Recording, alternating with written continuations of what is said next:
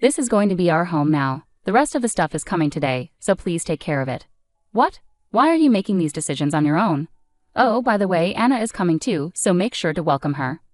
I had noticed that my husband's family started visiting more often after we moved into the fancy high-rise condo, but I never expected anything like this. As soon as my husband came home from work, I asked him, "Is your mother and her family going to live here?" "Oh yeah, that's happening today, isn't it?" he replied casually.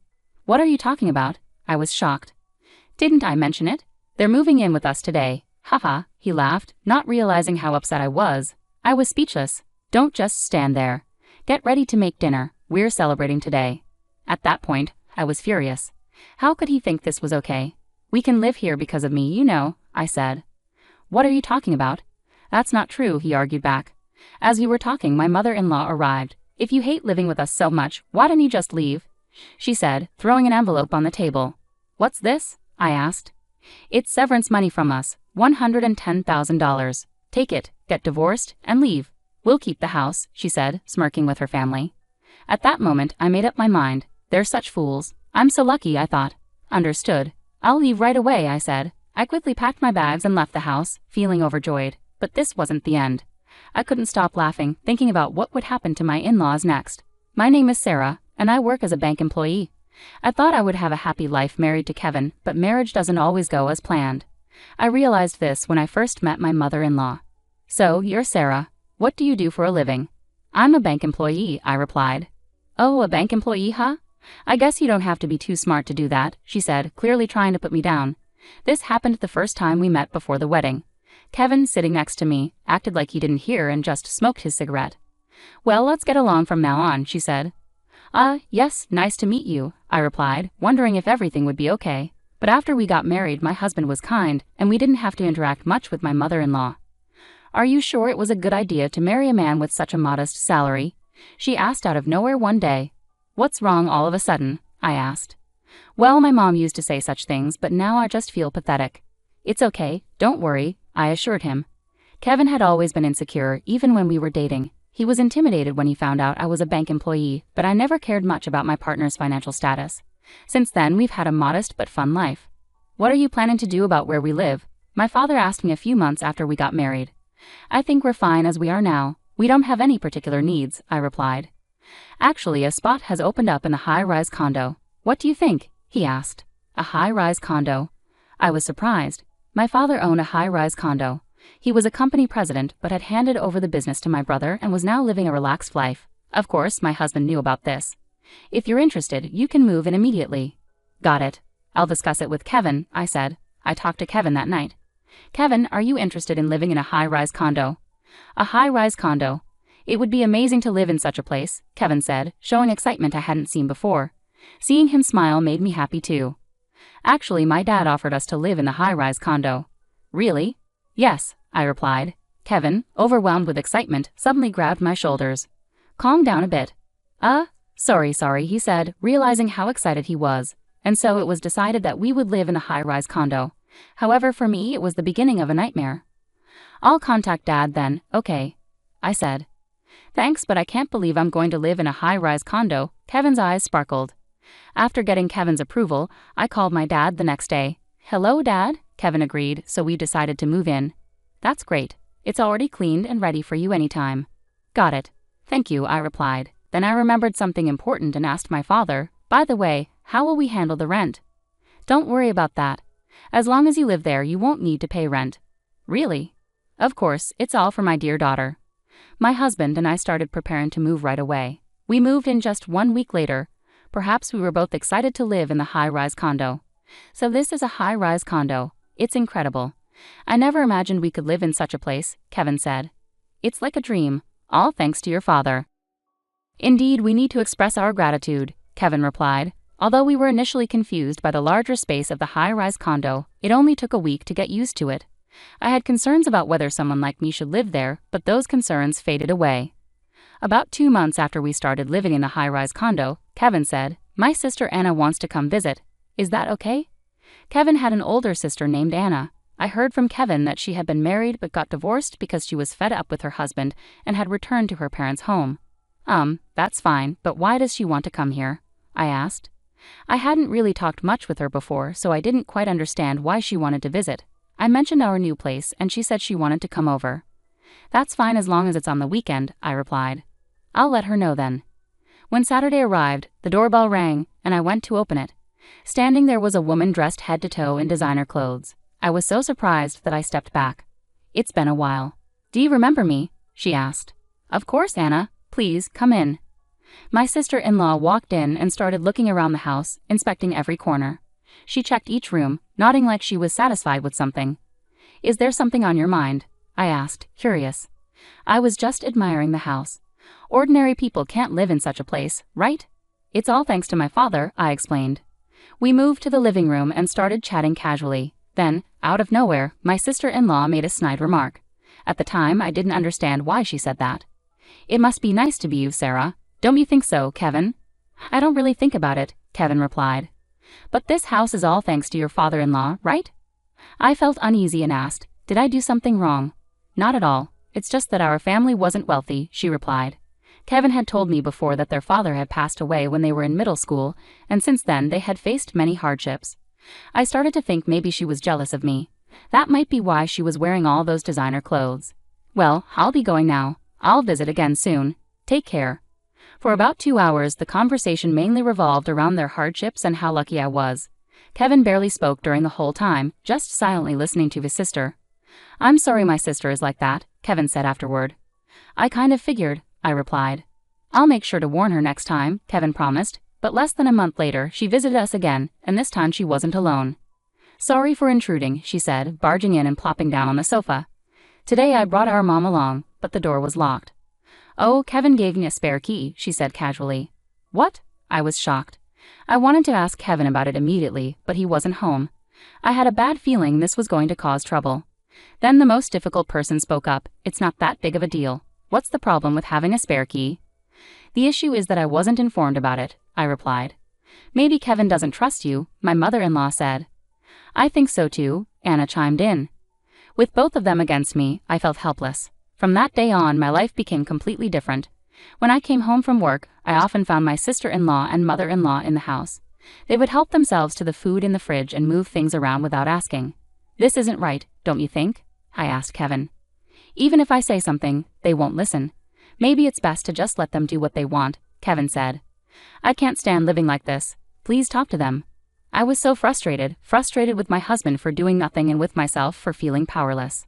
Okay, I'll talk to them. Will you be there with me? Kevin asked. If you're going to speak up properly, then I don't mind, I replied. As usual, when my husband confronted them, they didn't pay any attention.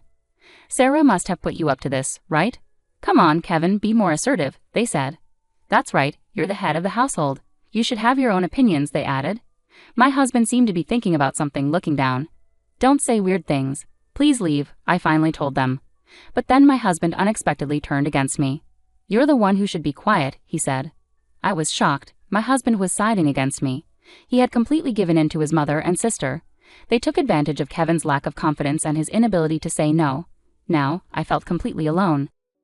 I was wrong, my husband said with a new sense of confidence. What my sister and mother said is right. From now on, I'm going to express my own opinions. The two of them smirked and looked at us with satisfaction.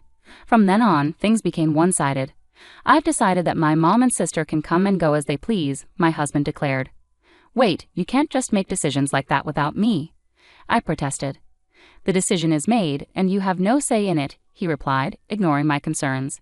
His mother and sister backed him up. Sarah, that's enough, they said.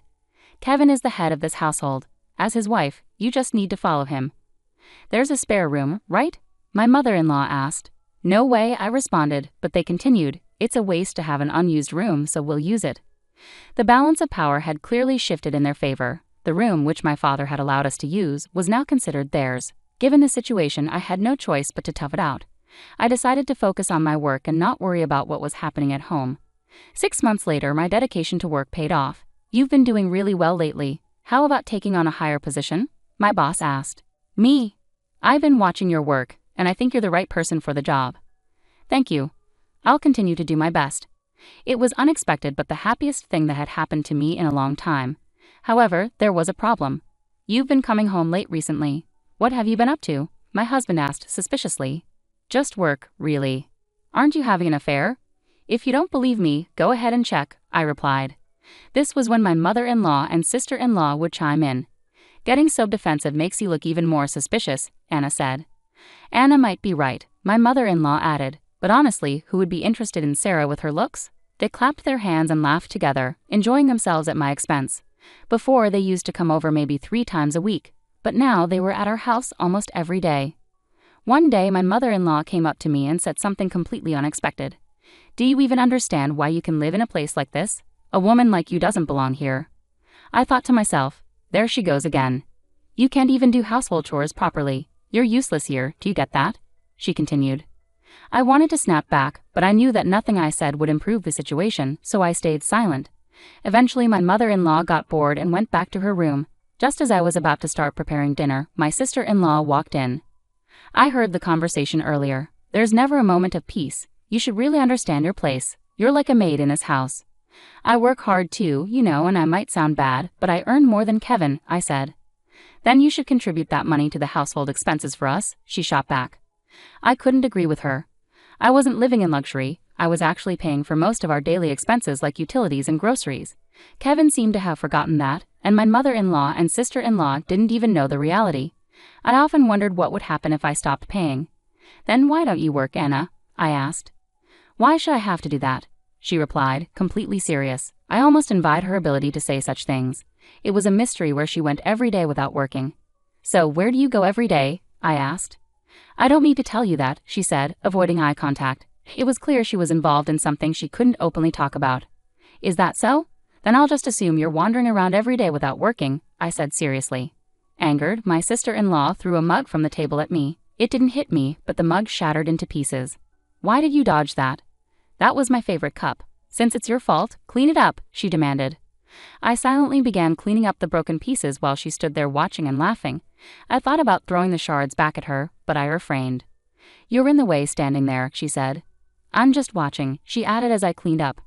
After a few minutes, I tried to leave, but my sister-in-law stopped me again.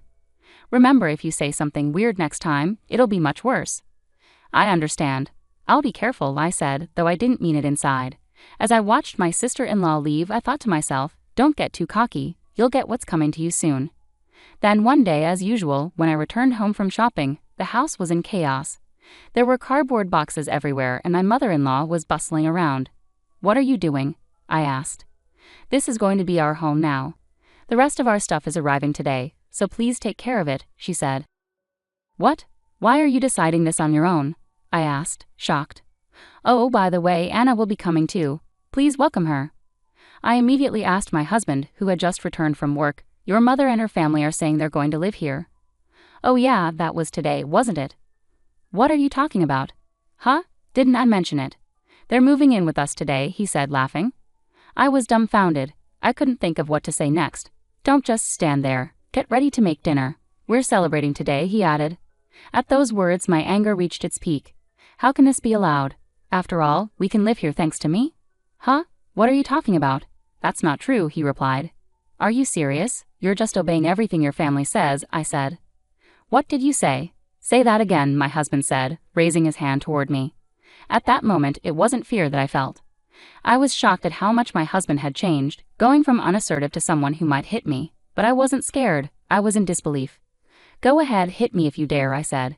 He slowly lowered his arm, apparently intimidated, but then started laughing. What's so funny? I asked.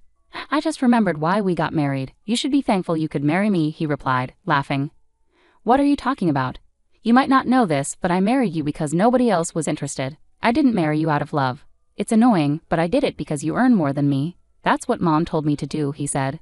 Anger boiled up inside me. So that was the reason, I thought. He continued, since you're married to someone like me, it's only natural for you to contribute to the living expenses. Ever since we got married, I had always been the one providing the money whenever needed. I never thought my husband was such a terrible person. That's mutual. You only bring home money. I never thought you could be so boring, he retorted. As we argued, my mother-in-law arrived. If you hate living together so much, why don't you just leave? She said. Why should I have to do that? I asked. We don't need someone like you in this place, she said. My sister-in-law agreed. Sarah is unnecessary. Nothing will change if you're gone. My mother-in-law then threw an envelope on the table. What is this? I asked. It's severance money from us. There's $10,000 in the envelope. Take it, get divorced, and leave. We'll take the house, she said, smirking. At that moment, I made up my mind. The high-rise condo we were living in was technically in my name, though I was only borrowing it for free from my father. I thought of a way to retaliate against them. Such foolish people, I thought. This is an opportunity for me. I decided to act immediately. Understood. I'll leave right away, I said. I thought you would put up more of a fight, my husband sneered. Well, that's the kind of woman she was. Too bad, but I don't want to see your face anymore, so leave quickly, my mother-in-law added. I quickly packed my bags and left the house, almost dancing with glee. I couldn't stop laughing as I imagined what would happen to my in-laws next. I decided to go back to my parents' house to inform my father about the situation. Why have you come back suddenly? My father asked. I've been kicked out of the house, I replied. Kicked out? How did that happen? He asked, concerned. I explained everything that had happened that day and the events leading up to it. My father's face turned red with anger as I spoke. After I finished, he was angrier than I had ever seen him. Let's kick them out immediately, he said, but I stopped him. Wait, Dad. I have a better idea, I said. What kind of idea? He asked. I shared the plan I had thought of when leaving the house. My father nodded in agreement. That's a brilliant idea. Right? This way it benefits you as well, and I get my revenge. So you'll take care of it. Yes, don't worry, he assured me. The next day I contacted my husband about the apartment. I have no intention of giving it back, I told him. I know, but the ownership is still mine, so I'm thinking of transferring it to you. Then it will truly be yours, right? I see. I don't want to cause you any trouble. I'll handle the paperwork. Is that okay? Okay, I'll leave it to you, he agreed. All right, I'll also send the divorce papers by mail. Take care, I said, hanging up the phone. I could sense my husband's joy just before I hung up. A week later, the divorce was finalized and the paperwork for the high-rise condo was completed. All that was left was to wait. Hey, I got a bill for $6,000. What's the meaning of this? Explain. My furious ex-husband called me a month later. It was hard to suppress my laughter at his reaction. Well, it's a high-rise condo, you know. Did you think you could live there for free? But the rent was free until now, wasn't it? Indeed, when I was there, I laughed. This is no joke, he shouted so loudly that I had to pull the phone away from my ear. It was free because I was there. But now that it's yours, you need to pay the rent. We're not going to pay that. You can choose not to, but remember, the owner of the apartment is my father, I reminded him. After a moment of silence, my mother-in-law took the phone. I heard from Kevin what you did. That was unnecessary of you. Unnecessary? I believe what I did was entirely justified. Please don't be mistaken, I responded. What an impudent woman you are, she said angrily. It doesn't matter to me. Haha. You shouldn't have given me $10,000 then, I provoked her. I thought I wouldn't have to deal with them anymore, but my words got to her. We will absolutely not pay, she said. Is that so? That's fine by me, but don't say I didn't warn you if my father decides to sue, I replied. My mother-in-law seemed shaken, losing her previous confidence. Aren't you ashamed to rely on your father? Not at all. It's more shameful for someone who tried to manipulate their son to their own ends, don't you think? I said. Realizing she was at a disadvantage, my mother-in-law abruptly hung up the phone. She was just running away. I immediately informed my father about the conversation. I see that I need to do something about it for my daughter, he said. I'm counting on you, I replied. My former in-laws acted impulsively, thinking only of their convenience, and this was the result. Such a pitiful family. They would face more difficulties from now on, and I would just wait and enjoy watching. Time passed, and my ex-husband and his family continued living in the high-rise condo without paying rent. Eventually, my father had to take action. I just billed them for the past due rent, he said. Really? We can't ignore this any longer. It will be a good lesson for them, I replied. Then a new revelation came to light. There were traces of unauthorized purchases made with a credit card in my name. A lawyer introduced by my father was hired, and preparations for a lawsuit began, demanding reimbursement from my ex-husband and his family. Why should we pay you? My sister-in-law objected, mostly because the purchases were expensive branded bags and clothes. How can you say that after shopping with someone else's money? This is clear theft, I said. It's pathetic to fuss over such trivial matters. Besides, those purchases were made before your divorce, so I think they're invalid, she argued. Unfortunately, that logic doesn't apply. You and I are strangers now, I said. I don't care about that, she replied, but then she hung up, escaping as usual. However, they couldn't escape this time and had to make the payment. They must pay the rent for the apartment, but that family doesn't have the means to pay. One person eventually came begging for forgiveness. What are you saying now? We can't afford to pay such an amount. We'd be ruined even if we took out loans. You understand, right? My mother-in-law was trying to get sympathy through tears. "It's all your responsibility, aren't you ashamed?" I asked, knowing she was fully aware of the situation. "It's impossible. Please make sure to pay the full amount," I insisted. Afterward, it seems they continued to live in poverty. The three of them, having lost their place to live, returned to their old family home, which was in a dilapidated state due to neglect. Eventually, they realized they needed more money to live and decided to sell it for a cheap price. "Sarah, please help me." I received a call from my ex-husband Kevin, but I ignored it and hung up. In the end, I was able to live in the high-rise condo they had left. Of course, I didn't have to pay any rent. My work was going well, and from now on I would live my life putting my happiness first.